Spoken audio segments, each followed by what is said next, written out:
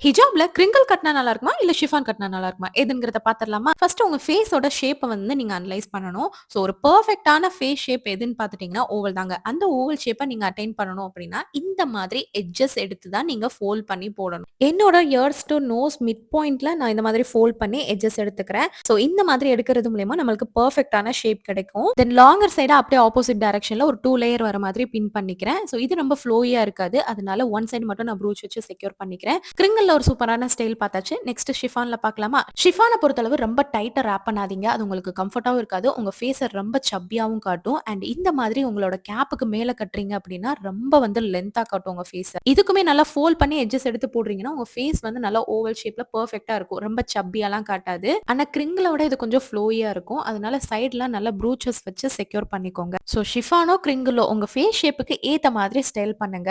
So இந்த மாதிரி darker shade, lighter ஷேட்லாம் எப்படி சூஸ் பண்ணலாம் அப்படிங்கிறத நெக்ஸ்ட் வீடியோல சொல்லிக் குடுக்குறேன். நம்ம பேஜ மறக்காம ஃபாலோ பண்ணி வச்சுக்கோங்க. அண்ட் இந்த குவாலிட்டியான ஷிஃபான் அண்ட் கிரிங்கிள் ஹிஜாப்ஸ்லாம் நான் A2 இன்டூ கலெக்ஷன்ல தான் வாங்கியிருந்தேன். உங்கள்ட்ட மாஸ்க்கும் இருக்குங்க. கண்டிப்பா செக் பண்ணி பாருங்க. அதோடவே இந்த ஸ்லிங் பேக்கும் வாங்கியிருந்தேங்க. ரொம்ப குவாலிட்டியா அஃபோர்டபிள் ரேஞ்சஸ்ல குடுத்துட்டு இருக்காங்க. கண்டிப்பா உங்க பேஜ செக் பண்ணி பாருங்க.